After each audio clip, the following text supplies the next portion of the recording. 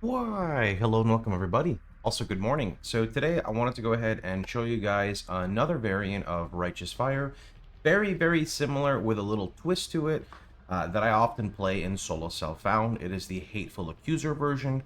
I took down the POBs for it a few leagues ago with Svalin going from a, 5 divine item to a 100 divine item.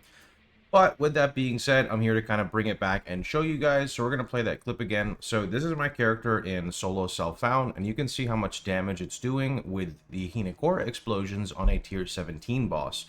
I would say this is pretty reasonable kill time. You can see in the bottom right from the start of the map, I was able to find the boss and kill it in under a minute. I mean, as far as RF goes, this is like lightning speed for tier 17 bosses.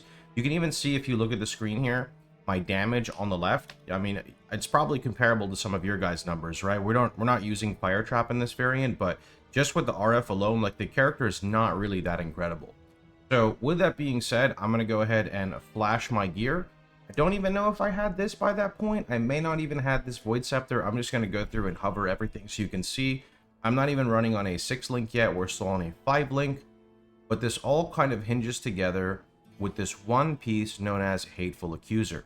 Now, what Hateful Accuser does is when you use it, it's going to create a penance mark on a target. Now, the reasoning penance mark is so important is because it allows us to spawn phantasms on a boss fight. So here is the penance mark. Whenever this target receives a hit, so whether it be Tempest Shield reflect damage, your Call the Pyrograph, which I typically try to punch them with shield charge, or maybe you want to do it a different way. This is how I prefer to do it for less button presses. You're spawning 3 phantasms every 1 second. Now the goal is you turn on your RF and you want to kill the phantasm, so you want your RF to be big enough to hit all of them. Then each one that dies is rolling a Hinakora chance, so it's about 15% every second, and after X amount of seconds, you're going to get an explode. And this comes with some pros and some cons. Some cons would be, there are some times you'll go for 15 seconds on a boss fight, and you won't get an explode because you're unlucky. On the flip side, if your gear is bad anyway, you're going to be fighting that boss for like a minute anyway. So once you do trigger the explode, it's pretty much going to kill it. Now, what I'm going to go ahead and do is I'm going to go jump into my own map showcase for you guys, and then I'm going to break down the differences between this character and the other character, and I'll try to answer as many questions as possible. So I just have a humble Minotaur map here with some Enfeeble. We don't take too much from Enfeeble because Hateful Accuser does have reduced effect of curses on you, which is nice. So we're just going to go jump this in. We don't even have a 5 link. Like I said, my gear is not too crazy. I am running clusters right now as this build really wants to run 2 times Assert Dominance, and if you're in Trade League, Assert Dominance Towering Threat is extremely strong, but this is what I have for right now. Now, some things to talk about with this variant versus other variants. One of the main things to note is that you want to make sure your RF actually does decent damage, because if your RF isn't doing decent damage to clear, the build's not really going to feel very good, right? Instead of having to fire trap rares, you want to just make sure that your RF does enough that you can actually kill the rares, right? So for this, I also like to combo Vol Righteous Fire. Now, Vol Righteous Fire you have to be a little careful with, because Vol Righteous Fire will take like 70% of your character's life or 50% of your character's life. So what I like to do is I combo it with a flask that gives me instant recovery on low life. I'm just going to disable that portal thing right there so you can see, and I'll just remove, let's see, this one, where's the image? There we go. So this you can see is instant recovery on low life. So if I were to say tap Vol RF and hit the flask, you can see it's kind of like this instant jump. And the purpose of Vol RF is it's another Righteous Fire that stacks with your current one, thus allowing you to do like a little bit of instant damage.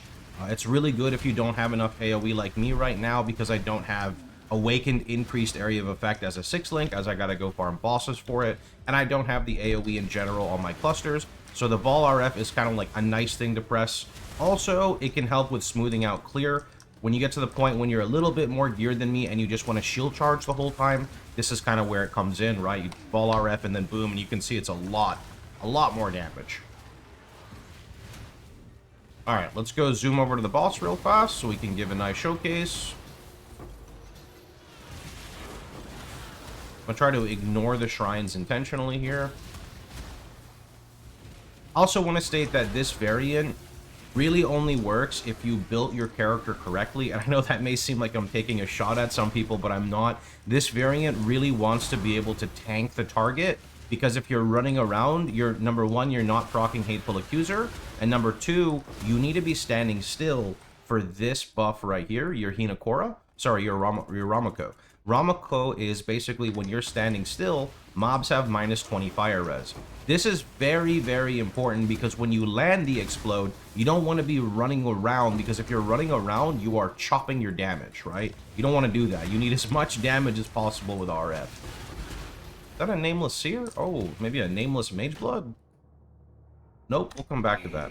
Alright, so drop a TP. Let's just fish out Minotaur's burrow. There goes his burrow. So now we're just going to penance mark, and we're just going to keep autoing here.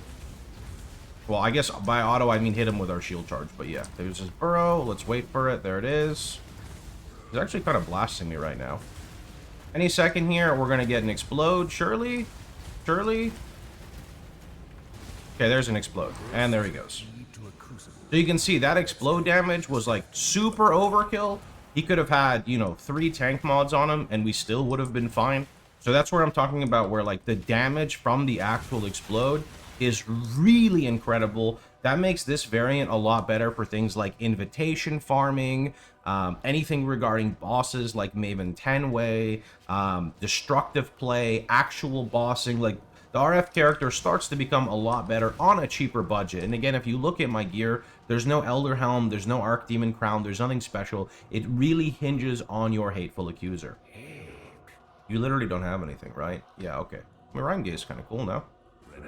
Alright, so let's break it down and talk about the key differences here. Now, this build itself, and just as a reminder, this is not my character from Trade League for people who are newer. This is a new character in Solo Self-Found that we started about a week ago. So this character is not going to be the 10k HP build you saw from before, right? Now, it all comes down to a few key differences.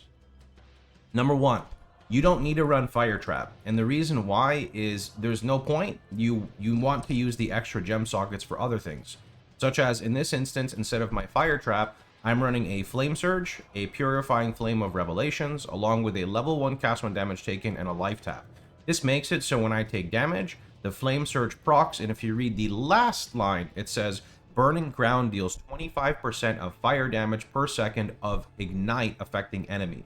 Now that is not supportable by support gems to my knowledge. However, what this does is it makes it so that gigantic Hinokora Ignite also gets a Burning Ground, which is just a complement to it, and it's fully automated. You don't have to press it. Then Purifying Flame of Revelations.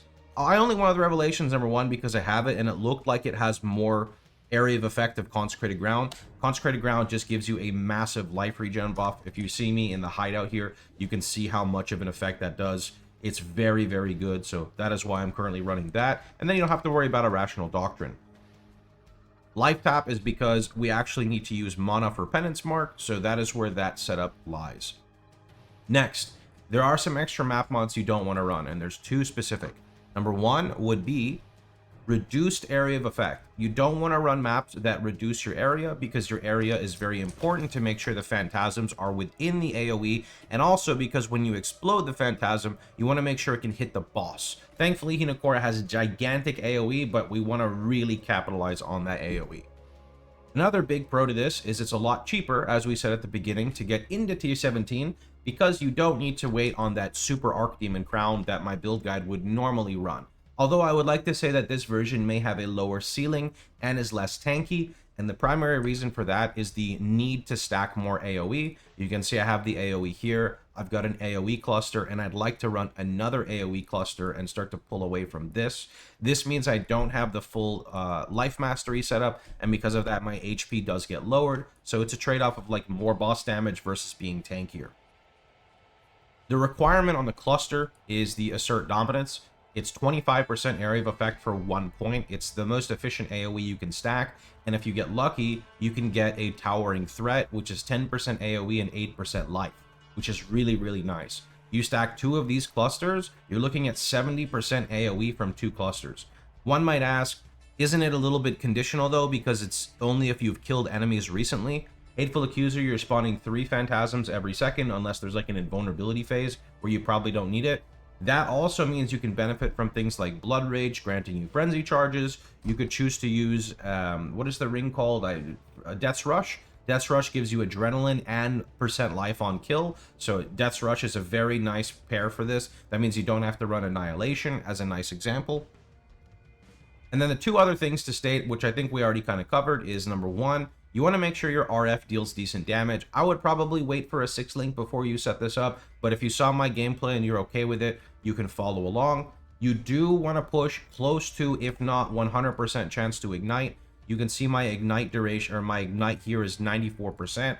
The way I acquired 94 is the craft on the weapon, so that's a 19. I grabbed the 2 extra ignite nodes here with duration, and I grabbed this ignite node here. Big note, Nebulous is extremely strong for this version because it just gives 450 LE. So if you have a Nebulous, what I would recommend you do is maybe you sacrifice one of your graphs for ignite chance, so that way you can make up the missing ignite and you get to use Nebulous. Considering your graphs are probably only giving you increased damage anyway, the only one that would give you a ton would be Ulnatal. He can give you damage over time multiplier, but I think that Nebulous with an ignite one would work really well, and then he can use the Ulnatal 1 second. At the moment, I'm just running like really garbage. I mean, the stats are really good on this one, but the Grey Wind's Howl doesn't really do anything, so there's not really much I can do there.